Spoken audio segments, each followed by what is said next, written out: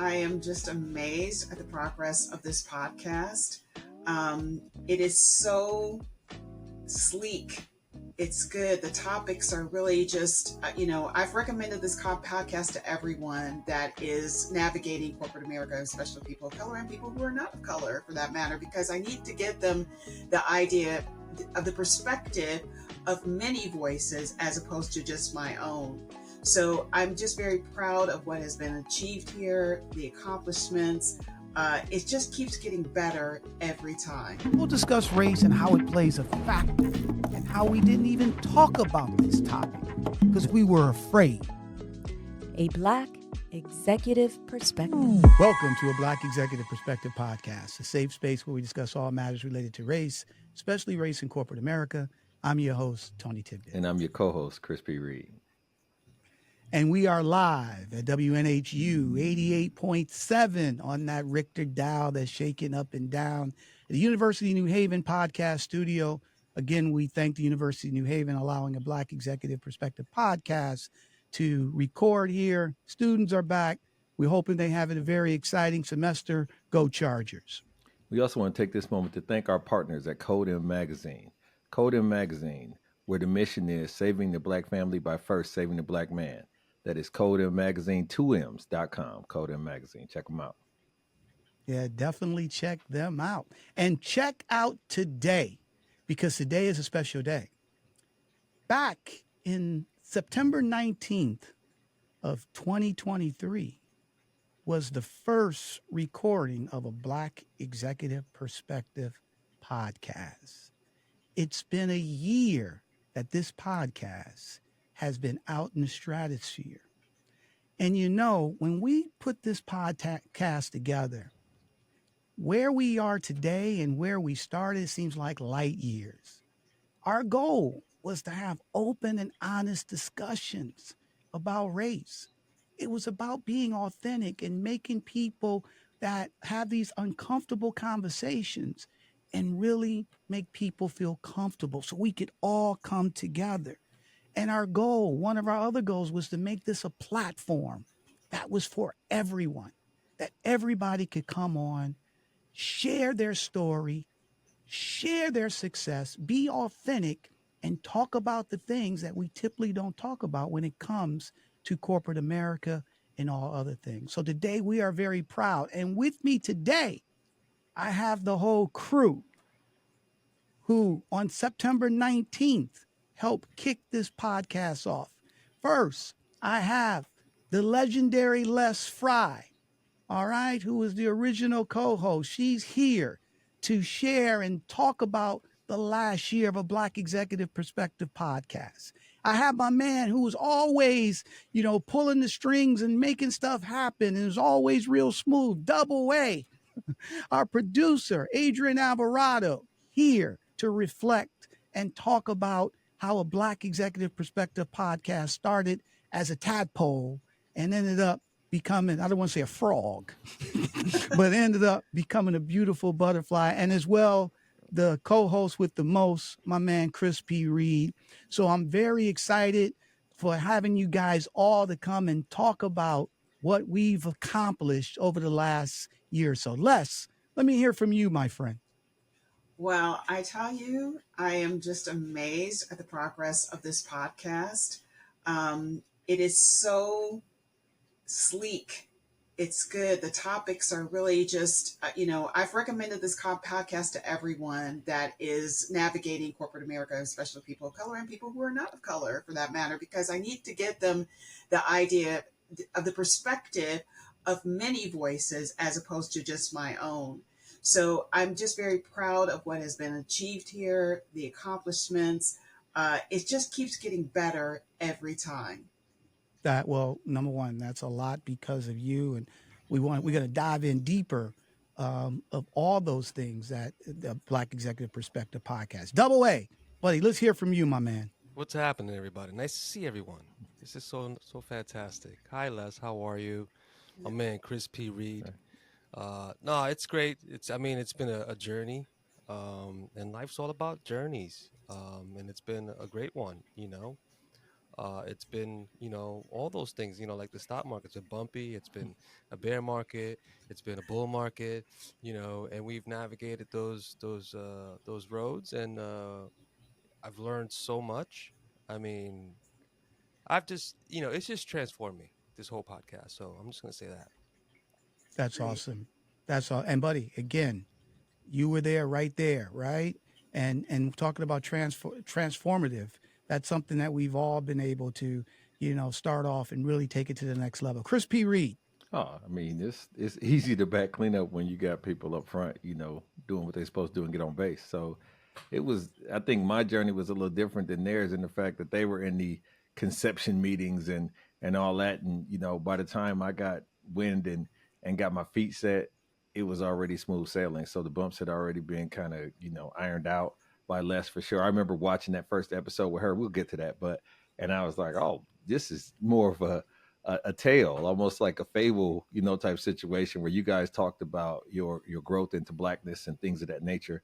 And I remember coming away more of a fan. It was almost, for me, it was really a fan experience, right? It's like you get invited to go to camp with the Cubs or some junk like that, right? So it's just been fun for me more than anything else. No pressure, no nothing. It's just show up and be able to, be amongst your heroes.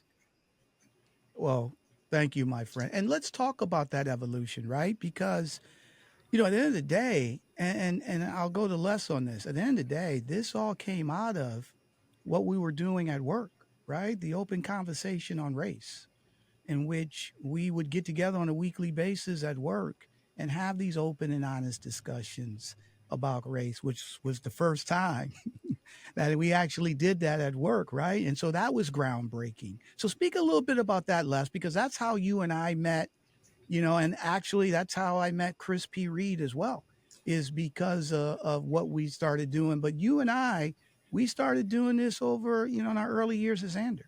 Yes.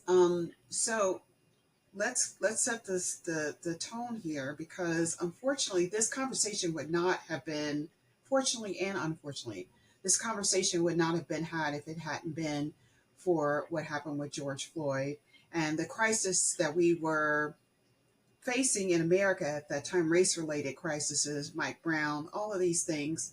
um, Both Tony and I are from the Midwest.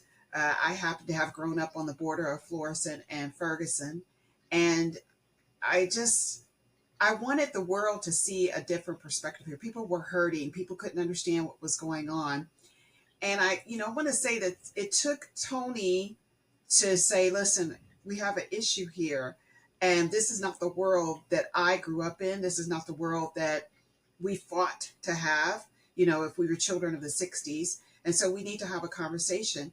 And so, at a time where people were really hurting and they were confused about what was going on in America, because let's be clear here. From the civil rights movement in 1962 to what we have now, a lot of our children, and that's most of the young people that we were working with at that time, that generation, had not experienced the racism that we experienced. Right. We have pretty much paved the way for them not to experience it. And if they did experience it, it was little isolated situations. But to this magnitude, they had never experienced anything like that. And now with social media, actually seeing someone's life being taken, on, right in front of you, through, you could Instagram or whatever, you're watching this, they were horrified. So we recognized that, or at least Tony recognized that people were in pain. And so he started this conversation, and I just kind of partnered with Tony. In the place that we work in, there's not too many Black people in tech. And we just saw each other like, two Black That's how people we met. usually do on the street. And, you give each other the nod, but you just know, you say, hey. And we started having this conversation. And it was groundbreaking. It was groundbreaking. What we did is we set the tone in saying, this is a safe space, a judgment-free zone. Ask what you want to ask, and nobody's going to judge you. This is for educational purposes, so that you can walk away from this feeling better about who you are, who the world is, everything. And that's where it began. We started taking subjects and we started speaking to it. Little known things about Black culture, Asian culture, white culture, you know, the bad word Indigenics. of, yeah, indigenous cultures, the bad word of white privilege, you know, which a lot of people, you know, seem to feel very guilt laden about it. And we were basically saying, hey, we understand that this is not you, but this is a generation of things that you know, weren't exposed to that has set up the circumstances that we're living in today. It was a base of knowledge. And I'm telling you, what I knew when it was a success, when people kept coming back, and there were more people coming back. And then there were executives dialing in and, you know, having these conversations. It just, it was just, wow.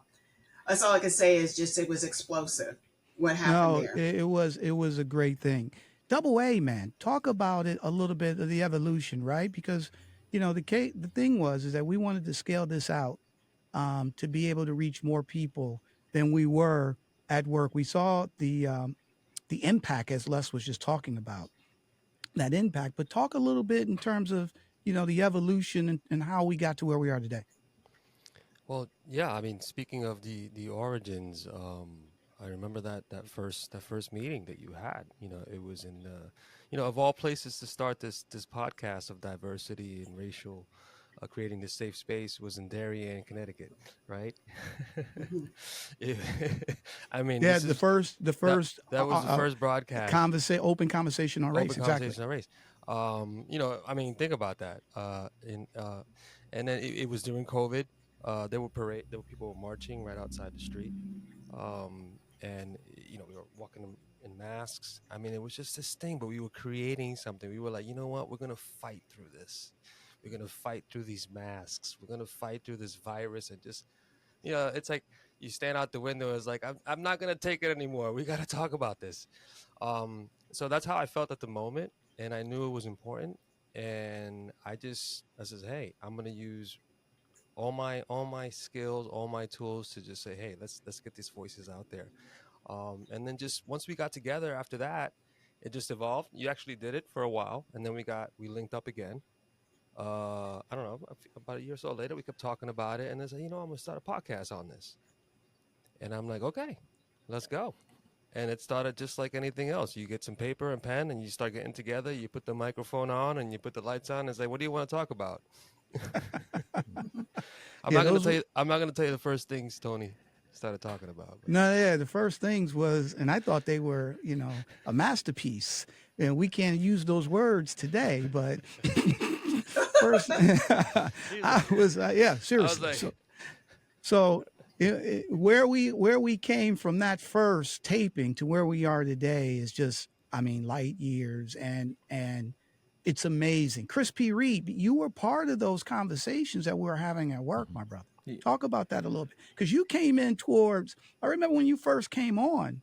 I didn't know you came in, and then you started talking about, corporate. You started talking about how black execs, have a hard time moving up. Mhm. So speak a little bit about, buddy. Speak a little bit about Yeah, that, so buddy, my, because you my talked a little my earlier. journey was a little different. Like I said, I usually draft off other people's creations. I'm like BASF. I just make the things a little different, a little better. But I came in so right around time when you guys were doing that, when you said about the George Floyd, we had the same similar situation AT&T with. People were calling black folks, say, "Are you okay?" And white folks was doing all this. And so I was having a conversation, and one of the executives said, "Man, you first of all, I knew everybody," and they were like, people gravitate towards you. Why don't you get in with your industrial psychology stuff and just have these conversations? And so it was just kind of small conversations, but it wasn't necessarily on race particularly. It was on a myriad of things, and then Right. um, it turned into really leadership and fitting in and connecting as people. And then fast forward a year later, 2 years later, I get approached by the company and they say, we want to create this thing. We got a guy, his name's Tony, and he's doing a conversation on race. And we want to do these connected conversations. Yours is a little adjacent in the idea that you're doing a broad spectrum of things, blah, blah, blah. And we'd love for you to kind of check it out. So they invited me to your call. and I come to your call, and you spend like your call was so intense, right? It was so intense. It was mine was so lighthearted because I am really a I grew up in the Midwest too, but I'm really a mind your business. That ain't got nothing to do with me. I don't know nothing about nothing when the police show up. And you were like, nope, this is what I see. This is what's going on. I'm tired of this. And then let me give you all the game behind the game. And you got slides and your stuff is 8 slides and you just indoctrinating these folks and Videos. pulling off the lid, right? And my stuff is 1 slide. We just have a conversation. It was really easy going. So it was but it was cool because then when getting a chance to see you do your thing and see your platform, see the people that you were affecting, not only people that were in the company, you had people calling in from other companies. Like you had a Yeah. following, you had created a groundswell. And so that was really inspirational and it was exciting. And I would come when I could. And if there was something to be said, that I had a perspective on, I would provide that perspective. I still was trying to feel my way.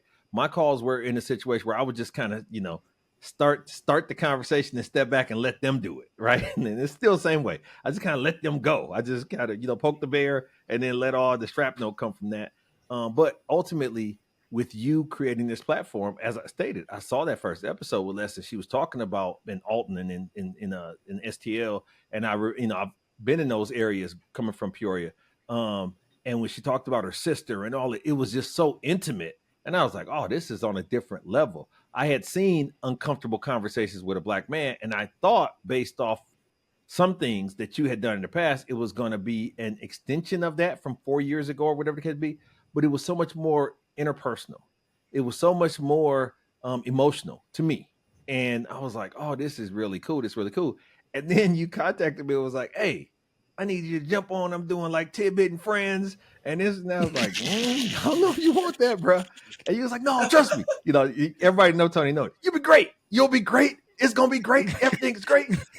And I was like, no, hey, I carve out some time and get on there. And then I got bit, like they say in show business. I got bit, and it was. But I think what attracted me initially was you guys were very easygoing. Double A was real like, hey, do this, put your camera here, do. He was easy to, hey, and it was just like because I didn't know. Like I said, I'm a kid showing up. It's Comic-Con to me, right? I'm showing up, all the heroes are assembled, and I'm just talking on a microphone. And so I got my act together, and then fast forward, it just seems like a week or two ago to me. But once again, I'm Buddy, on the shoulders of giants in this regard, so pretty easy. buddy. I can't believe it. It does seem like a week Mhm. ago. It's just amazing that we've been here a year. Let's talk about we've recorded a lot of stuff. We covered a lot of different topics. We've had a lot of guests come on here. So let's go. Let's talk about some of your favorites. What's some of the most memorable moments and favorites that you guys have on working and being on a Black Executive Perspective podcast? Double A, buddy, you was behind the glass. You met everyone. You were there. Let's hear some of the things that you really like. The episode of Assimilation with Himalaya, I mean, it just really opened my eyes and gave me ammunition. I mean, one of the things that I learned about a Black executive perspective is like, first and foremost, I want to say that, Black women have a superpower that I mean, because, the majority of our guests, in the beginning were, Black women, Yeah. uh, and, I just started just every episode just getting more and more fascinated about, first of all, how intel beyond like intelligent, you know, you are, right? Where, you have, because I mean, coming from Hollywood, Hollywood likes to paint pictures of everybody, I mean, they paint pictures of me too, but not that I had those pictures, but like when you really start engaging in these conversations, and that episode of Assimilation just gave me this ammunition because I found myself in those conversations where it's like, well, I grew up poor too, and yeah, my parents are divorced too, and this and this and that, and it will come from people that I'm like, well, yeah, but it's different. I don't know, but I couldn't defend myself, you Right. know.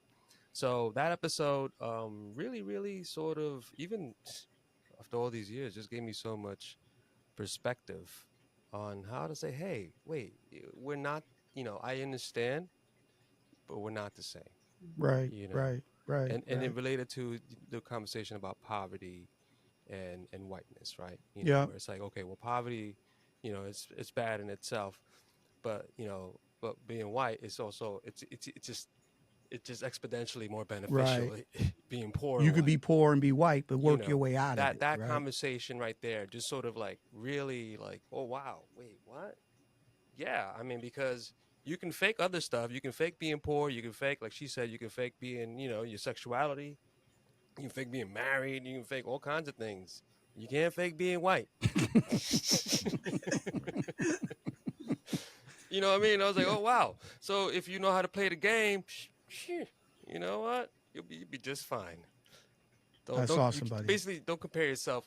I'm not gonna let anybody else compare themselves to me. You know what I mean? Especially when they haven't lived a moment in my shoes, which is what I Right. learned from that episode. Right. Right. That's awesome, buddy.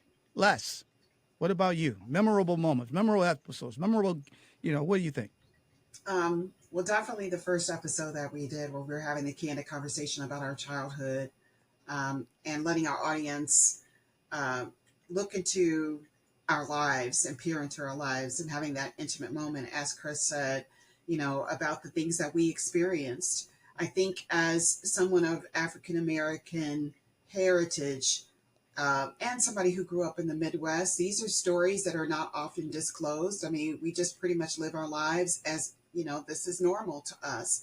But when you start speaking about those stories, you start talking to people about it, then you start realizing how really messed up that is, And so getting a glimpse of that lets people know that who we were in our past is a product of who we are today and why we are so fierce about telling these stories and making people aware of things that are little known histories about people of African American heritage here in America. I'm going to segue then that to our Indigenous Peoples Day. Mm-hmm. Um, you know, Here in America, race is a construct and that we have to fit into one of those races. But as of someone, most of us here of color, we are people of mixed heritage. And we are often told that we have to deny that side of ourselves because we have to fit into the construct of America or the caste system of America by color. So just giving insight on Indigenous people, who is Indigenous.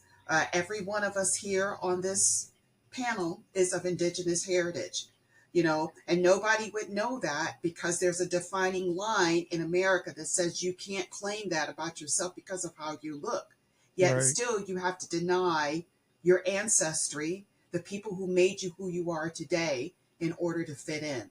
So, just speaking a little bit about that, giving a little bit of history about Indigenous people in America, the struggles that they face, people of Black and Indigenous heritage for that matter, and embracing that side of yourself because it is a part of you. And then lastly, I think the thing that really stuck out to me more than anything now that we're thinking about it is when we had Makia Little on here. Considering what is going on in our country today, we have a Black woman running for president. It was a surprise to me to see this young Black woman speaking about being in politics and Mm. how important it was for you to vote in primaries. Your local Because elections. Yeah. your local primaries, because that even determines how your area is policed, how your area is educated, the funds that go into your area. So now that I look at that conversation with her, I think that I am more in awe of what she was doing in politics. And now the potential of her becoming even more greater in politics based on how our situation is here today, that we have a Black female of mixed heritage running for presidency. Mm, mm, mm. Good stuff. Excellent stuff. Chris, what about you, buddy? Memorable moments. I think that up until recently, I was thinking that the Serve and Protect episode that we did was really impactful, and really I enjoyed doing it. The history of policing in America, and as a person, having as a historian, having a degree in history, it was right up my alley and that's that.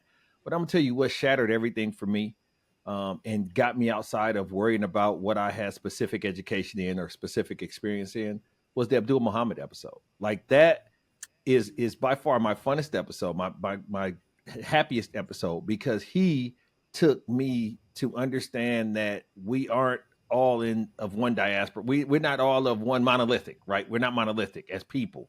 And when he started talking about he grew up and a Muslim kid in New York, Yeah. went to And his New Jewish Mexico or brother. whatever, and then joined the Jewish fraternity and was getting a full academic ride to the University of Florida. I was like, this dude, a younger me would have said, oh, this brother don't know who he is.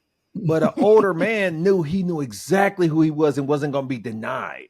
And he was saying how he's gotten so much support economically and from a business perspective from his fraternity brothers, getting connected with other people of the other Jewish people that the dudes was connecting him with, and it's all business. It's good business, and it was his whole get down was so cool to me. We had at Double A knows this. He produced the hell out of the episode because we had some audio difficulties, so he had to kind of get behind some get broadband, on some broadband man. issues. So he had to get behind the turntables and make it happen. But he's like, I'm gonna do it from right here, man. and it worked out handsomely. But I think his story, for whatever reason, grace of God or whatever you want to call it, resonated with me that it's so much bigger than what we think it is. And if you so desire it, if you go for it, if you want it, and you believe in yourself, and he said, his uncles teased him and all this other stuff, but he was so cool with him that it made it a cool episode, a cool situation. And it kind of said, we can do anything we want to on here. Like before that, I was thinking I got to stay in my wheelhouse. I can only write down notes and stuff I know about, blah, blah. But then after that, I was like, I can say whatever I want. Yeah. No, he was fantastic. And to be honest, we didn't, because of the Wi-Fi issues, we didn't hear half the stuff he was saying until we put it together. And it was one, to be honest, to your point, that was a very popular episode, right? And we didn't know what we had. And the Double A was like, I don't know what we got. But at the end of the day, it was a very popular episode. So he was awesome. That was a good one. Makia Little was great. Obviously, the indigenous that we did, Double A read a passage from Columbus book, right? And so that was great. I think we did a bonus episode then. Let me ask you guys this. One of our goals was to educate people, right? And make sure that not only that we were being authentic, but we were providing facts. We're providing education on issues that people may not be aware of, right? Because at the end of the day, our goal here is to talk about things that people haven't talked about and educate them, hoping that will, bring people together, because one of the major things that we deal with is ignorance, right? Because our leaders, our political figures are trying to divide people, right? And they tell lies and misnomers and use stereotypes, dog whistles, all those type things to divide people. Okay. So I want to ask you this. Double A spoke a little bit, and it was intersectionality where you were talking about with Himalaya. And he talked about what he learned from them. But I love to hear from you guys. What's some of the things that you've learned by listening to our guests, even stuff that we talk about as we do amongst ourselves? What's some of the things that you got out of this podcast? Man, I'm telling you, the biggest lesson that resonated with me, and Double A kind of hit on this as far as Black women, the trials as far as balancing your life as a female, as a mother, and as a professional. I never have had those candid conversations or those opportunities to really, most women in corporate America that I've, sat next to or been in rooms with were not vulnerable. They were making sure they played the part of the strong, knowledgeable, rock steady person professionally. And so getting a chance to see some of the guests that we have here, and they unveil that it was tough for me to leave my young son to go on a business trip and just, climbing the ladder simultaneously with being a good parent and being a wife and all of these different hats.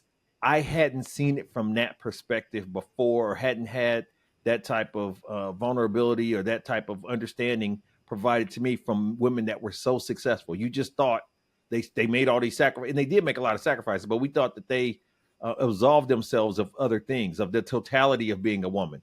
And so, kind of like what Double A was saying, it's amazing all the things that women can absorb and embrace and secure in this world, despite the world being for it. Despite the world being so misogynistic and so, one-sided, it is amazing. So even now with the presidency pending, it's amazing that all these things can be done simultaneously. And I think that's the biggest lesson I learned from some of the great guests that we've had on here, Tony. That's awesome, buddy. Awesome. What about you, Double A? Well, another thing I learned from Malik, I believe our Mhm. guest, was about historical trauma. I mean, just Mm, these little nuances that reveal things about me, that I don't understand or didn't deeply understand, and that just sort of adds more perspective to it. Just having guests like him, hearing his story. I mean, just everyone. Being involved in it and just being involved in every conversation, from behind the scenes and producing it, it's just been amazing. And I mean, my sister wrote a syllabus, a thesis about it, about historical trauma and about Puerto Ricans and Hispanics. And it was way before our episode came out. So it was just a synchronicity that was happening. And I'm like, yeah, we're supposed to be having these conversations right now. So it's just all been amazing for me. So I'm just really grateful. that's awesome, buddy. Les? I do have to piggyback off of Chris and say, that I feel seen because I think that, no, seriously, I No, do. I'm agreeing with you. And I think too, I think a lot of Black women judge themselves and say, okay, I'm either doing too much or I'm crazy or people are going to look at me differently and stuff like that. It's just Hmm. the drive that was instilled in us by our mothers and how we had to overcompensate for a lot of things. And I don't want to get into the deep dive territory of it, but what you're seeing right now is who we have traditionally always been. I'm reminded of something that I just recently saw that Gwyneth Paltrow was talking about amongst her successful Black friends and her successful white friends. And she was saying that white women feel they have to compete with one another. So you're going to see a lot of backbiting in the corporate scene between white women. But she said, if we could learn from my Black friends, and she said, because Black women lift each other up. It's like we always are rooting that person on. And we don't feel that because I have a lesser role, I feel more diminished than you are. When you succeed, we all succeed. And it's just something that we learn. We were the pillars of our communities. And it's something that we continued in the corporate lifestyle, in addition to taking care of everything that we've taken care of.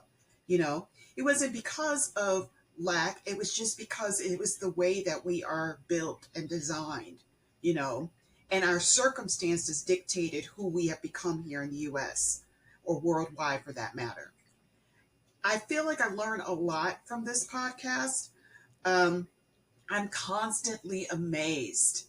I'm constantly amazed. But more than anything, when I look at the world, and the world seems sometimes so disappointing to me to know that there are people that feel the same way that we do. Mm. They feel the same way and care about diversity.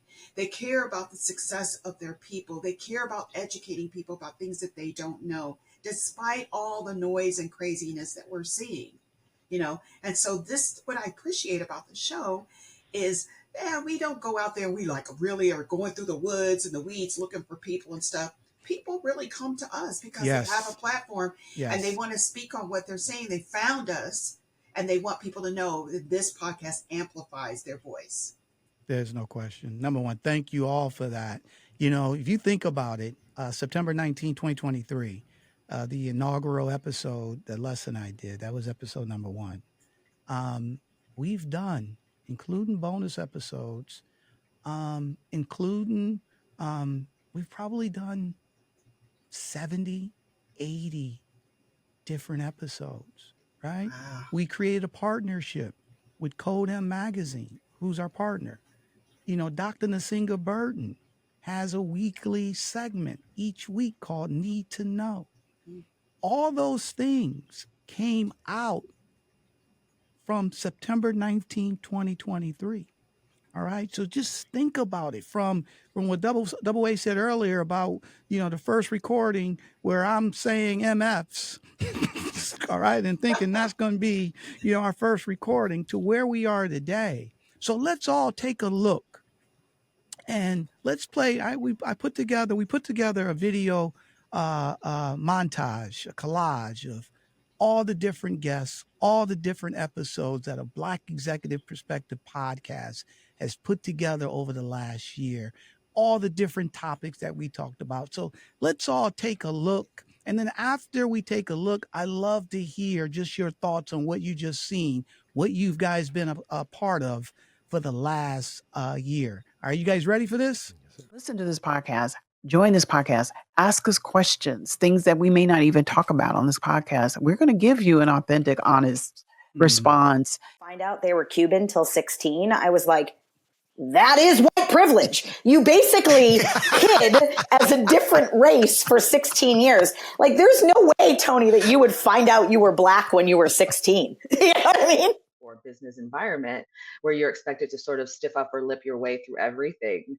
And I have never forgotten that because it really pissed me off. I was so angry because basically what I was told is I had to work harder than everybody else in the room. Exactly. Right? There was no letting down. Don't give her downtime. Keep her working. Keep her working. Intro and guy raises his hand and says, how does it feel to be a diversity hire? You're thinking I'm a diversity hire because I'm Black. I'm a diversity hire because you need something on this team from leadership that you didn't have before I got here. We have to hold people accountable if we're going to hold ourselves as a society accountable. And I think that for us on this platform and this podcast, we as Black people are overarched in the accountability factor. Like we have to be, it's the Black tax, it's all this other action that elevates that person's name or experience and opportunity in spaces and places that they don't have visibility or they're not in the room. I own a thing called the Black Wolf app. He goes, well, what is that? I said, you know what Uber and Lyft is? He goes, yeah. Well, mine's the same thing as the rideshare, but the difference is we have armed drivers. When I said that, he said, dude, we're going to become famous. I get to spend time with other Black women in this space, something that I wanted when I was a child. And that's one of the main reasons why I do this, because I want to be what I needed as a child. The white advertising agencies would be if it would be a long shot for them to hire you. Is that what? Very long shot. They don't hold them accountable for doing the things that they said they were going to do. And so the only way your vote can really matter is if you stay engaged and see it through. It's 3 phases to a career. The first stage is survive. The second stage is to thrive. The last stage is to create, where you get to a point where you so up there that you can put other people on, or you can guide people at that point in time. And that's the holy grail. We want to be very honest about where we are as a people. And God had chose. Jesus. Like the line from the movie Passenger 57, Wesley Snipes said, always bet on Black, so. The felicity or the falseness of falsehoods of enslavement. You condition people into believing that they were less than human. You don't want those facts in the textbooks. Remember to incorporate L.E.S.S, less. The L is for learn. Educate yourself on racial nuances and cultural aspects, and make sure that you learn as much as you can wherever you can. She was the darkest girl in her family. And she said that she was told from the time she was young, you better marry someone European or someone white. Like, that's your only chance for a good life. As a Black male myself, I've been the token. I've been in spaces where literally I walked in the office and I saw people's faces clam up because they were afraid. They saw me and they were like, oh my God, who is this? Does he belong here? I became very hypersensitive to every little thing that I thought was some sort of racial slight. And so I became, like, I know this is cliche, but like the angry white guy, right? Like I became the guy who was like, everything was racial and I wanted to talk about it and I wanted to fight everybody. I wanted to fight the world and get angry about it. But my wife just didn't want to talk about it. We talk about managing diversity. I need to understand that those folks are going to bring different complexities to my management style. If I use the concept of I'm going to manage everybody the same way, I am a poor manager. What I want people to do is understand that philanthropy, in its true sense, is the love of humanity. I need you to find, what's your love button? What's your passion word? I really work with my children on educating them about their history first, and then also want to instill a confidence in them that they can carry themselves in this world with their head held high. Fortune 500 CEOs, the number is 0.8% of Fortune 500 Black CEOs, just to be clear here. All right. And when we say 0.8%, we're talking 8 individuals. Tactics that haven't worked the last 5, 10, 15 years. What tactics are you talking about? I'm talking about these myths or these symbolic gestures. Up back in the day, you know, you can't even say this anymore, but it was cowboys and Indians, right? Mm-hmm. So you either were a cowboy or you were an Indian. And I always chose to be an Indian because, you know, that's what I thought I was. And choosing powerfully who you want to be versus who you've been told to be, who you've been conditioned to be, who society is trying to make you. Stop asking middle-aged white men that have been in their positions for the last 20 years to be the decision makers on how to cultivate and empower their high-achieving Black women or women of color.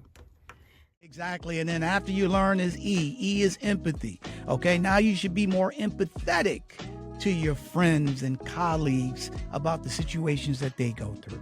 Now I understand that it's a system of advantages and disadvantages based on race. So as much as there's the disadvantage piece of it, there's the advantage piece of it, which is what I experience as a white person. What did your parents tell you about the police? Give them no reason. Make To sure you what? don't give them no reason to make you not come home. It sort of eats away at your soul because you almost sometimes feel like you're betraying your mother or your sister because there's this connotation that if you date outside of your race, you don't love Black women the same as you do other women because you've been brainwashed to like certain types of hair or certain types of complexions. We didn't hire those diverse vendors because they were Black. They were diverse. We hired those venders because they were we capable of doing the intentionally, job. we looked for people that could give us the services and products that we needed. As soon as she walked in, they told her that she couldn't afford it. They told her that this wasn't the right environment for her or the child. And she came home upset. And she knew at this time, this is a racial issue. You cannot expect all these white kids, the only exposure to anything other than themselves is what they have as popular media. They have no idea. Exposure matters. It matters. Jordan from Lakeland, Florida. No, I did not swim here. I'm Cuban and Arabic. And anytime I tell somebody that, they ask me if I'm a terrorist or if I swam here, especially since I live in Florida. Systemic racism, structural racism, right? It's all of these things that are baked into our everyday lives such that they become normal. They appear normal, but they're not. Mad at our brothers and sisters who don't go vote. We got big names coming. We have everyone from D.L. Hughley, Sherry Shepard, Kim Whitley. We have a comedy legend, Marshall Warfield, and so many others. And it's always hosted by one of my best friends, my dear friend, comedian Damon Williams. And then the first S is for share. Share the things that you learn. Don't hide it, divide it. Make sure that those around you understand what you've just gained and understood. We don't hear how we made this country wealthy. We don't hear how things were stolen from us. You gained a lot of hate for the gay community. Why was that? It took me until I was about 17 to realize that I'm actually gay. Asked me about my background. And I told her I was Puerto Rican. And she's like, oh, and you're successful? They would call me white girl occasionally. It was just very much I was different from them, and they wanted me to know I was different from them. Last year, I had a friend who would call me half-breed as a joke, and I didn't know how to tell him it wasn't funny. So that's what it is about. It's about inclusion, right? Not about unqualified people getting jobs they don't deserve and running the country into the ground. Deeply insecure people, right, who've been told their entire life, you're not supposed to be here, we're gonna make it so hard to get here. And then when they get into these positions of power, it becomes their undoing in a way. So floored that this woman had to have this conversation with her children. White people would never have to have that conversation with their kids. There could be a possibility that I could go out wearing a hoodie and a hat and get shot at. Like, I would never have even thought, that would never even cross the minds of anybody in my space. Guess what? We were asleep, but now we will stay woke. Let's hear some of these DEI dog whistles. DEI, which stands for didn't earn it. We're going to have doctors who don't know how to perform heart surgery, and we're going to have planes that are falling out of the sky. I'm sorry, if I see a black pilot, I'm going to be like, boy, I hope he's qualified. Ryan from Cowota, Oklahoma says, anti-racist is a code for anti-white. Bobby from Baltimore, Maryland says, pro-black doesn't mean anti-white. It's very uncomfortable to talk about race. It's not something I do. I don't want to say anything that would offend anyone. It's a very touchy subject. It's still difficult, even if you feel like you're on the right side of it. Don't wear that hoodie at night. I have 3 sons. I tell them, this stuff can get you killed, right? That's trauma. That's my trauma speaking out. I'm scared. Right. I'm scared for my child. You can't be the company that, puts the black square up after George Floyd and then hires a bunch of black executives who are now gone in 2023. You're going to slowly disappear into the night, and then everyone's going to go away. And you think that people aren't going to notice that you got rid of all of the brown folks you hired 3 years ago. People will say, like, you're not even black. And, like, that's just weird to me because, like, I am black and I am white. Sometimes I just don't know, like, how to respond to that because it's just like, why? But we would be black, white, and brown people together to dialogue and get to know each other. Because when you get to know each other, you can't hate each other. And then the final S is stop. We want to stop discrimination as it walks in our path. So if grandma says something at the Thanksgiving table that's inappropriate, you say, Grandma, we don't say that. We don't believe that. You stop it right then. My experience as a black athlete has come with so many different stereotypes. Like, we're stereotyped to be one-dimensional, not intellectual, not capable of anything else outside of our sport. When I went to Juilliard, that was sort of the beginning of it. I was in the American Opera Theater there, right after Harvard. That was my first time having to confront, and I really didn't have the emotional maturity and what it meant to be a young black person on the streets of New York. I had nothing to prepare me for that. If you grow up in a predominantly white community where you don't see diversity, where you're not being educated about diversity, how are you supposed to know, like, these things? And, like, when you say something, you might not mean it with malintent, but the way that someone perceives it and, like, receives that, it can be hurtful, and you just don't know. If a person looks exactly like you, comes from your same culture, because of intersectionality, they might have so many other factors that impede them from achieving that same goal, even if they work just as hard as you. The African American is so unique in his experience. 400 years. What the black community have is continuous stress trauma.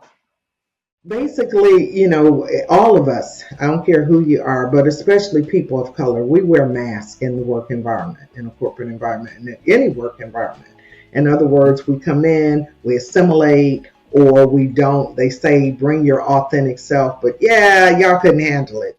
To define what it is, or to define what woke is. Tell you my personal experience as a first generation Mexican American, the many instances of racism that I've experienced, from not being waited at, or people thinking I can't afford a certain thing. Black and white people lived nicely together until Black people started rising, right? I.e., home ownership, business ownership. Kill people and then install their own government and then rewrite the history books, okay, to come out as heroes and then hide it.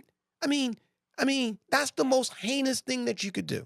If everybody can incorporate less, L.E.S.S, we'll create a more understanding world, and more importantly, we'll see the change that we want to see, because less will become more.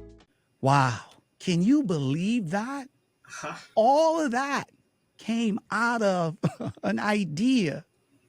And the first episode, September 13th. I mean, what's your thoughts on that? Chris, let me hear from you, buddy. You know what? I think it surprises me, the diversity on the screen. The diversity, because it's not just, it's a black executive perspective, but that's a misnomer. And the idea of it's a perspective of all executives, all people that are enterprising, all people that are forward thinking. And so when you're looking at it and you're going through it, you're like, okay, white dude. Oh, okay, okay, black folks. Like it is just a cornucopia of different people that have come together with the same agenda. And you had said something in your original thing about allyship, right? About allies. And so I think that's what resonated with me more than anything else was, oh, wow, we got a lot of allies out there. We got a lot of allies, smiling faces. And it's not, it's not a contentious type of situation. We deal with serious stuff. We deal with things that need to be said, but we do it in a way that's inviting and embracing and easy to digest. And if you don't rock with us, it's because you absolutely just don't want to rock with us. It's not because of anything else. And so I think that's what resonated with me, kind of seeing that. Double A, what's your thoughts, buddy? You were there. A lot of them was funny. It's just amazing of some of the stuff. So I love to hear your thoughts. Well, my perspective, it's a Black executive perspective. It's all about perspectives.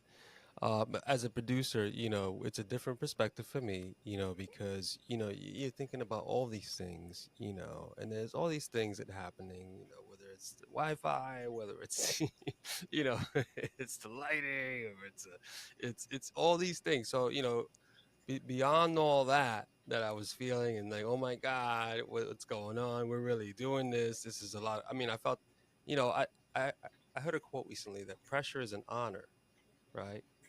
From an athlete, oh, how do you feel about, being, favored or whatever? It's like, oh, it was Caleb Williams or something, maybe, or someone.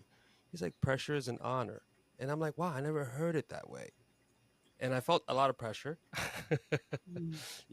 because it's really important and I wanted to do right by it, So it was just a lot of emotions and just seeing it all come together now. It's just so satisfying and gratifying, and to know that this is what we're here for, to just add to the narrative, expand our voices, and change people's lives. And hey, we're here to talk about it. I've always been here to talk about it, so hey, you don't know something, it's okay. This is what we're here to do, and that's what got me through. So it was frustrating, it was exhilarating, it was gratifying, it was all of these emotions, which is what life's all about. So I'm very grateful. Yeah, buddy. Yeah. Les, what's your thoughts after you saw what over the last year of all the guests and all the people that were on? Very emotional. Namely because knowing where this started, how the conversation started. It was lightning in a bottle. And now seeing it, so that everybody can have these conversations, hear other people's perspectives, because I know how much effort we used to put into those conversations. Yes. And we were dedicated to that too. Like if you had to go out on a business trip, you always I'm a call for people to come in and do a presentation. And the people they had various backgrounds. People would step up to the plate and do some content that was just life-changing. So seeing that and knowing where we are today made me very emotional. Yes. It makes you believe that anything you put your mind to, you can create it. And that's what you did. You were so passionate about it, Tony. You were so you're like, I don't know what I'm doing. I'm not a podcaster. I don't have the right, but look at you now. Look at this now, Right. So I'd say that was very emotional. Well done. Yeah, definitely. Listen, it's number one, it's you should all be proud. Okay. To be honest, when I look at that, I'm proud because at the end of the day, we turned nothing into something. And we had people come on and was willing to share their stories and talk about uncomfortable conversations, to educate. And these wasn't just people we found off the street. These were guests, people that were CEOs and entrepreneurs and SVPs and EVPs from all around the country, okay? And they came on a Black executive perspective because they believed in our mission and what we were looking to do. And they wanted to be part of the solution, and they was. And, as we move forward into 2025, we're going to continue to push the envelope. We're going to have new partners. We're going to have other people that do different type of segments. We're going to tackle, uncomfortable conversations because they need to be talked about. Okay. We're going to have people, share their stories. We're going to continue to share our stories. We're going to continue to be vulnerable because I never thought for somebody who never talked about race at all in corporate America. And then since George Floyd started having a forum and sharing my stories and stuff that I kept buried inside. Right. But to do that so that we could all feel comfortable and try to finally tackle this big gorilla that's called race and racism and discrimination. Okay. So that's our goal. We're going to continue to push the envelope. We're going to continue to bring on and have debates and have, as Double A said, have from different perspectives, because that's what this platform is about. It's the people's platform. And I'm so proud that we created that. So real quickly, I'd love to get final thoughts from everyone. Les, final thoughts. Final thoughts, just keep going up. Keep going up. Greater things, and that's what we need to shoot for. More education. I'd like to see this podcast be something that, is spoken about as a reference. There are a lot of people that out there that are soothsayers, people who, people follow that are, activists and stuff like that. This is what I want to see of this podcast. I wanted to see bigger and greater things and more difficult conversations and us working through it as a people. Absolutely. Double A. Well, I just want to thank you again. I want to thank you, first of all, for inviting me to join you in this podcast. It's been an honor. I want to thank our audience for having me on a Black Executive Perspective to help bring these stories to you, these conversations. It's been such an honor to engage in this crucial conversation about race in corporate America. Just as someone whose journey began, here as a producer, I've learned firsthand how vital it is to have these diverse voices and conversations. And I truly value that. And hey, in flipping my script, which it's coming up, I'm going to put a shameless plug. I share my story. I'm pushing past barriers and taking control of my path. And I hope it encourages others to do the same, especially when the system is built to not support us. Absolutely. We all deserve a seat at the table, and more importantly, we deserve to feel empowered to change the conversation when necessary. So thank you again for this platform and for creating a space where we can have these real, raw conversations. So let's continue to push forward, flipping our scripts and making room for everyone in America and beyond. Absolutely. And Double A has a book coming out called Flipping the Script. Oh, Flipping My Script. Flipping My Script. So definitely check it out. He'll be out.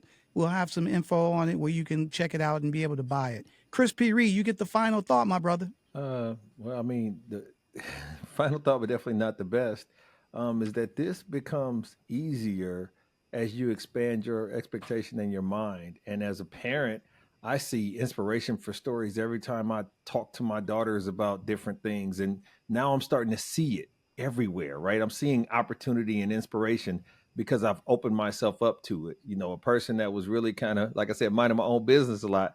You've infected me now, and I'm sending you stuff, 12 o'clock at night. Like, man, we should talk about this. We should talk about that. And the thing that excites me the most is that, Tony, you know this, and Double A, you know this, and Noel behind the camera now knows this. We get so many people after we say cut at the end that says, that was wonderful. That was so cool. I feel so, it's almost like therapy for these folks to get on here and get it off. And that feeling resonates outside of just this taping. But when people listen to it, I have people calling me and was like, man, y'all was on with Buddy and that was so cool. And dude seemed so like, was he like that for real? Like how many takes or how many? And they're like, no, that's all, that's all coming off the dome. So it's a good situation. It's a great platform. And I think that what resonates more than anything else is the guest gravitating. We've had so many important people say, I want to come back. And it was like, well, yes. I thought you said everything you said. Like, why was you holding back? And they like, no, yes. Because as life continues, I want to keep coming back to let you know this is what is required of us to make sure that we're guiding us down this path that is life. And so on this journey, I'm just happy to be with you folks. And it's like I said, it's a privilege just to be around. Well, that is awesome. And I want to thank each and every one of you guys. You guys have been instrumental in building this platform. As Double A said, and I agree, I want to thank our audience who took a chance on tuning into a Black Executive Perspective podcast, not knowing what we're about. Are we going to be around? You guys have given us really great comments. You've subscribed and followed, and you engage in our social marketing. So really ask you to continue to share our podcast with everyone else. If you haven't, if you're listening and watching this, please subscribe, follow us, because as you heard from Double A and Chris P. Reed and the legendary Les Frye, we want to continue to grow, reach more people, touch lives, and more importantly, we want to change. And I'm going to use Double A's title to his book. We want to flip the script. Okay. So want to thank you. So now I think it's time for Tony's Tidbit. So the tidbit today. Sorry. Sorry. No, It's all right. all Both good. producers are All here, good. man. All good. All good. I got caught off guard. Wait, take two. Take two. So the tidbit today is, from the first episode to now, a Black Executive Perspective podcast has been a beacon of insight for the executive world. Happy first anniversary. May our conversations continue to inspire and challenge. And that was the tidbit today. So Amen. we definitely don't want to get out of here without reminding you guys to tune in to Need to Know with Nsinga. You don't want to miss this week or any week's Need to Know with Dr. Nsinga Burton. A Black Executive Perspective podcast is where Dr. Burton dives into timely and crucial topics that shape and motivate the world around us. So please tune in and gain those unique insights. You definitely don't want to miss it. No, you don't want to miss her every Thursday. Check her out. So I think it's now time for our call to action. And obviously, the whole crew is going to participate in BEP's call to action. And our goal is to decrease racism, okay? To decrease all forms of discrimination. So our call to action is called L.E.S.S. L-E.S.S. Kick us off, Chris P. Reed. So the L is for learn.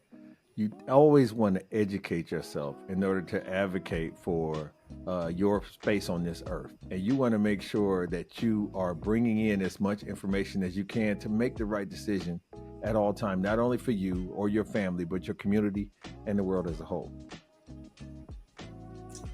And for me, the letter is E, and that's develop empathy to understand diverse perspectives. Remember, there are not races, there's only one race, and it's called the human race.